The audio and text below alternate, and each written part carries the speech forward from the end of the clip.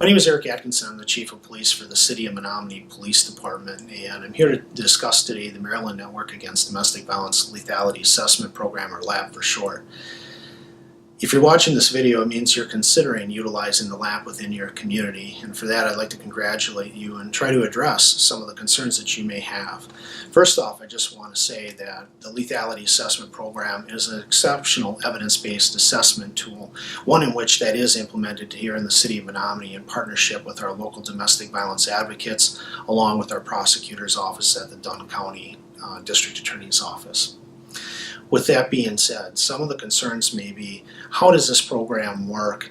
How can we implement it within our department? What are some of the issues that you may encounter? Well, first of all, it is an easy process to get set up and apply for and get the grant to bring the lethality assessment program by working through the Maryland Network Against Domestic Violence. You work in collaboration with your domestic violence advocate partners. And through that partnership, you create a pathway of communication to assist victims in getting out of these toxic relationships that oftentimes prove quite harmful, if not fatal.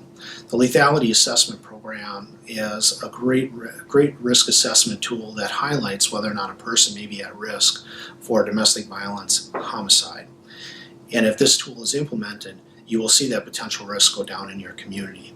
Now, in addressing some of the issues that do come up as to whether or not how much time this takes, can this be done, logistically, how does this work? Well, really, folks, what we're looking at is an additional 10 to 15 minutes of officer time, of spending time on the scene, building rapport with victims, and helping them connect them with domestic violence advocates by connecting them with a phone call to your local domestic violence shelter and advocates, so that way they can have a conversation about what resources are available to them. And some of the questions they may have will relate to where can they stay, if they have pets, what are the options for them, if they have children, what's available, how do they get money, how do they survive, basically filling out or understanding what kind of needs are available in the community for them so that they can get out of that relationship.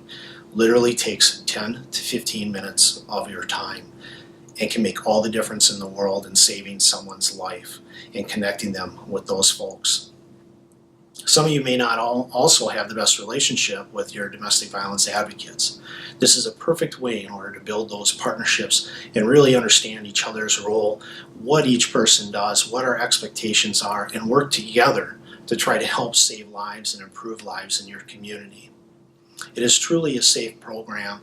It also helps those people get out of that situation, understand what resources are available. Let's remember, many of our victims have been traumatized many times for years. And through that trauma, they feel like there is no hope, no one cares. Through this program, you will find that people will learn that you do care, that you are a champion of your community and you're a champion for victims' rights. And through those partnerships, they will also find that there are other members in the community that will look out for them and try to help them. One of the other concerns that I've heard from chiefs, or comments that I've heard from members of communities as well, we have not had a homicide or domestic violence related homicide in many years, if not ever, that they're aware of. And that may be true. And you may be asking, why do we need to implement the lethality assessment program? Well, I have to ask you this. Isn't protecting a person's life the greatest responsibility of a law enforcement officer? When you took that oath, pinned that badge on your chest, isn't it our responsibility to prevent crime when possible? Why should we wait as a community, and why should we wait as leaders and role models within our communities until tragedy strikes? The 10 to 15 minutes it takes on particular call to service for domestic violence, that extra time it takes to talk with the victim, to connect with that advocate, I believe that 10 to 15 minutes is worth a person's life, if not more time. But the reality is, 10 to 15 minutes is all that you'll need to do. One of the other concerns that gets brought up to me is, well, Chief, how do we make communication, how do we initiate communication with the advocacy center and the victim? Many times the victims will have their own personal phones, but we have to be cognizant of potential stalking type cases where the offender may be looking at their phone. My recommendation to you is this. Either one, have your agency buy burner phones that have temporary minutes that you can give to a victim so they can make that phone call. Or if you have squad phones, to be able to give them that squad phone to use for that 10 to 15 minutes where they have that conversation with that advocate. That is really the best way to go about this particular situation.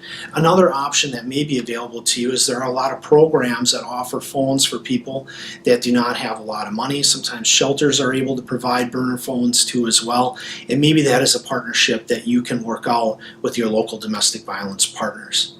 The important part is that night, that day that you have contact with that victim, you're able to make immediate contact with that shelter, with you being there, helping to encourage them and provide that moral support. I would strongly encourage any one of you, if you are interested in implementing the lethality assessment program, to reach out to me at the Menomonie Police Department.